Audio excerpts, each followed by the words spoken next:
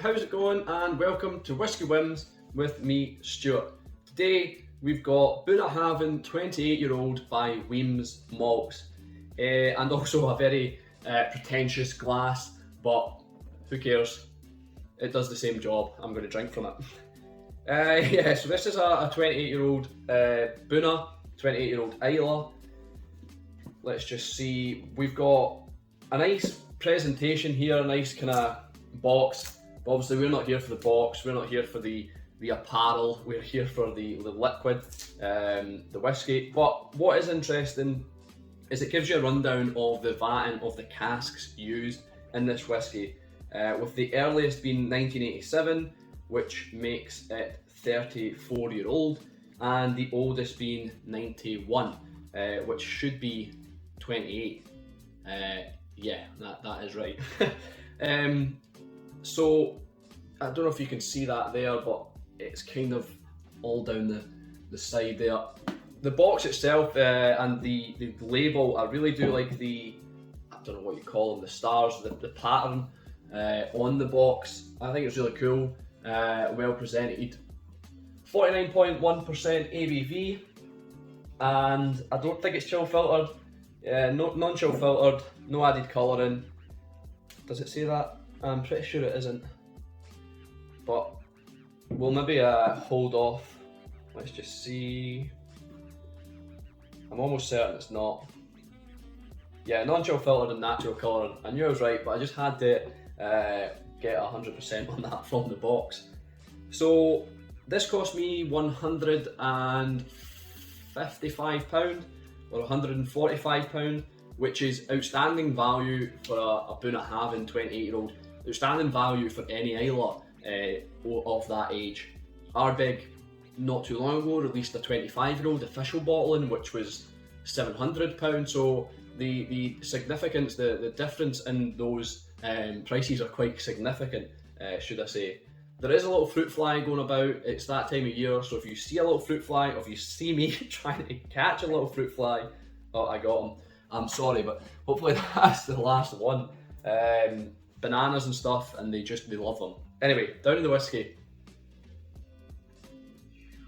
So I've had this for a while, and it was quite full until last week, where I attended my brother's wedding. I was the best man.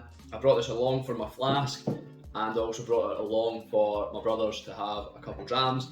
And then when I got a little bit merry, fully expecting to do it anyway, I went round every table and gave everyone who wanted one a whiskey. So I'm quite far down the whiskey, as you can see now. There's not much left. But yeah, there's a burnt element here, a nice kind of burning rubber. There's orange zest, orange peel, that scent's there for sure. Almost marmalade-like. It seems a little oily on the nose. I'm trying to think. It's like olive oil or sunflower oil. It's something like that. Yeah, that smell. It's a little prickly on the nose, just a touch, nothing dramatic or offensive, but there is a little prickle on the nose. Maybe just to tell you, it's above 46%.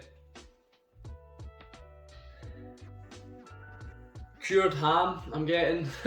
Like, is it prosciutto? Is that the right word? The ham you get kind of in Italy, those little packs that come with pepperoni and you put them on cheese and crackers and things like that. I think prosciutto is the right word. You'll excuse my lack of culture.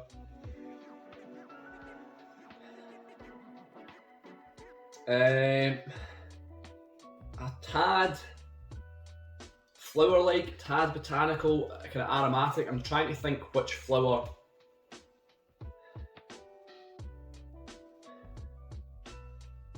It's like,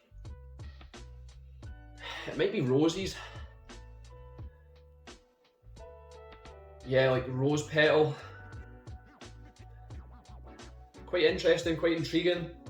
A lot of different things going on there. Burnt rubber to rose petal. to maybe a slight damp tree bark. Lovely nose, really, and yeah, we'll get down to the palate.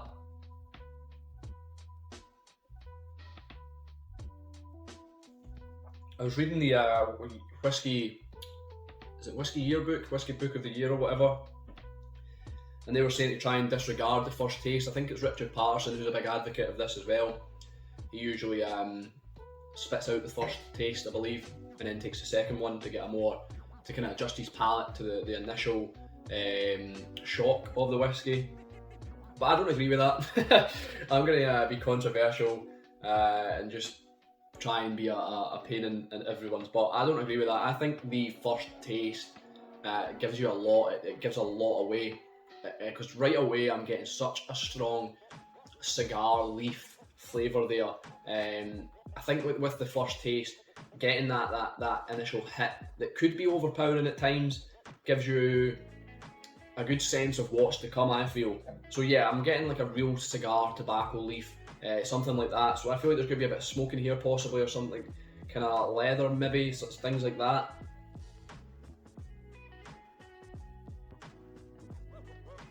Yeah, leather for sure. That dried ham earlier, almost evolving into leather. Sorry vegans, but that's that's what's here. That dried ham's now went to leather. That note specifically, leather, actually comes from my cousin. When we were at the wedding, she was first to pick it out. I was like a little bit drunk, to be fair. I said, "Oh, what do you think of this?" And the first thing she said was leather, so I'm stealing it. But there is a leather note there for sure, definitely. A little bit, this is going to sound like quite weird, but maybe hoppy, or the right word isn't hoppy. It tastes like or it's quite grassy, herbal. I don't really know if I should say the word, but it's almost cannabis-like. I had a CBD bath the other night, a Lush bath bomb, and it's reminding me of some of the flavours from that. A kind of pine element, like I said, cannabis, a kind of grassy, herbal, cannabis oil. That is what this is like. But in the palate, it's quite pungent. It's not horribly overpowering. Sometimes when you smell that getting smoked, it can be a little overthrowing. It can be a little bit sickening. Some people don't like the smell of it. Some people do. But this is more in the taste. There's that kind of taste. If I was to think about my bath, if I was to, that's going to sound weird. My CBD bath, if I was to drink it, I think that's what that would taste like. If that makes sense. Quite earthy, quite yeah, just herbal and earthy. Like I said, with the cigar leaf, the tobacco leaf, things to come. This is what it's like. It's quite earthy, quite not so dirty, but yeah, definitely herbal and earthy. Can you tell it's old? I think you can. It's very well refined. I try not to use the word smooth or soft, but it's soft, it's elegant, it is smooth.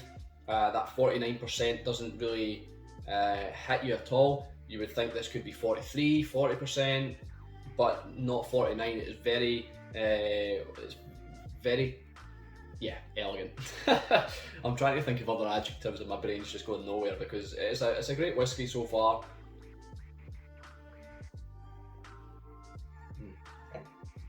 Back to the herbal element, possibly something like bay leaves, something you find in a curry, or a kind of curry element, like a real nice bay leaf feel to it. Once again with the herbalness. The sherry wise, they are all sherry casks. Just let me see. I'm sure that they're all sherry casks. But it doesn't have too much horrible sherry flavours, or not horrible, but overbearing sherry flavours. It's not too thick or dense, not too meaty. I mean, it's a little meaty, a little kind of rare steak-ish, but nothing sickening, nothing too sickly sweet. The colour it does say sherry, but it doesn't say like first fill or anything like that. This gives you a sense that it's maybe second fill, refill, something like that. The sherry is very nice and not overbearing. The Bunnahabhain characteristics that are coming through, I would say it's a little bit briny. The brining was actually more evident right at the top of the whiskey when I first opened it. The brine, the sea salt. Now it's a little bit more tame, but the brine is still there. I'm still getting a little bit of brine. Is this peated Bunnahabhain, usually lightly peated? I don't think this is too peated. Maybe possibly a little bit peat, but I'm not getting any peat smoke. I'm not getting any kind of smoke at all, to be fair. Just rather, yeah, sea salt, brine. I'm getting those characteristics. Nothing. I'm trying to think. I don't think I would be able to tell this is an Islay, to be perfectly honest. If someone handed me this and said that this is an Islay, I'd be quite surprised.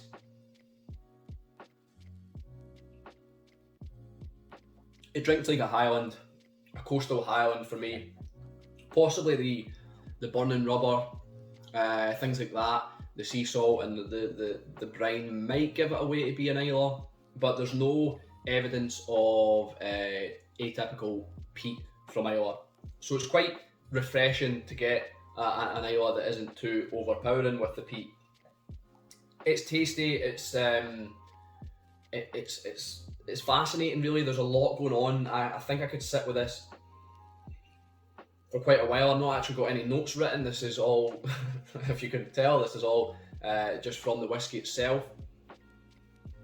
But I feel like if I was to take notes, I could probably fill a good A4 bit of paper with notes, because it just seems fascinating. There seems like there's a lot to delve into. A little bit of sweetness coming through as well on the palate, in the form of orange again. So the nose was zesty orange. The palate's more, actual orange. The fruit itself, the segments, the fruit in the palate. So we've went from zest to a more sweeter, not as bitter, but yeah, sweeter. So the palate has got a little bit of sweetness to it, just to round it all off. And I think I'm going to end it there with the palate, because like I said, I could go on forever about this palate. It just seems like there is a lot going on. The finish, I was torn when thinking about this kind of during the video, whether or not the finish was short, but the further I've got down the glass, the longer the finish seems to become, the more whiskey I'm taking in possibly. So I'm going to say it's medium in length.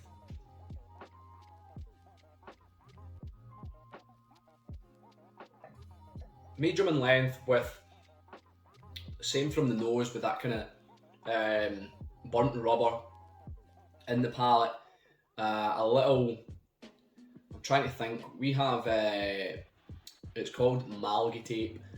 I'm not sure if that's the right name for it, the correct name for it, but at work we have this tape that the electricians use. It's not electrical tape, it's more like a rubber that when you wrap it, it can kind of be waterproof. It's a kind of waterproof seal. And it sticks, and the rubber stretches and sticks to itself almost. I think Malgi tape's the right word. But I'm getting that in the finish. So that kind of burning rubber, that Malgi tape, that kind of rubber, all kind of coexisting together anyway. They're all similar tastes. A little drying in the finish, some more sherry notes coming through now, some kind of fig, and there is a little bit of Christmas cake on it. Possibly some like sapphire or something like that. And I don't think it's nutty, but yeah, the sapphire is quite strong. Possibly, I'm not sure if sapphire would link to cannabis or cannabis oil, but yeah, the sapphire is coming through in the finish. Once again, the spices to go with bay leaves in the finish. There's possibly some like star anise in the finish. Quite a spicy, herbal, earthy whiskey. With a little bit of sweet tones and the rubber to it. It's very fascinating, and I'm glad I got a bottle. So we'll get down to the three, before I go on another tangent, we'll get down to the three factors I rate whiskies on. So the first, would I buy it again? Yes, I would, and I'll let you in a little secret, and I've got another bottle of this. I couldn't pass it up for the price, and that just kind of smoothly transitions into my next point, which is do I think it's worth it? And 100%, 100 times over, and 100% more. This is worth every penny. It's a 28-year-old Islay. It's sherried perfectly, or not. Well, it is. It's sherried. They've done a great job of sherrying, and there's nothing I wouldn't expect from Wemyss being normally a blender. So vatting should come quite natural to them. So the sherry aspect of it isn't too overbearing. Like I've said earlier, it's well done. It's perfectly put together. So it's definitely worth the price. The 28-year-old age statement, non-chill filter, no added colouring. Islay comes with a premium, Bunnahabhain, they all come with a premium, and to put this out for £145, £155 is great. It's astounding, really. So hats off to them for sure, and hats off for making a great whiskey. Would I recommend it? Yeah, definitely. The whiskey's worth the pennies, and it's worth trying. I wouldn't pay. I mean, I'm trying to think what I would pay like in the secondary market, but I don't think I would want to pay secondary market for this because it's hard to say because I've got the bottle. So I think the max I'd probably pay for this, or the max this is worth, I would say, is 200. With the flavours, with taking the age into consideration and the fact it's an Islay, I mean, you probably could sell this. We'll look at Ardbeg, 25-year-old. Yeah, it's not a VAT, well, it might be a VAT in, but yeah, it's an official bottling. But £700 for a 25-year-old. It's a bit ludicrous, but that's the kind of world we live in. Anyway, I'd probably pay £200 for this, and I would say, being a 28-year-old and being the taste and the way it is, I'd say 200 probably worth it. But thank God it was 150-ish when it came out. So that's been my review. Hopefully there wasn't too much of a little bit of tangents going on there. I've been Stuart, this has been Whisky Wins. I'll see you later.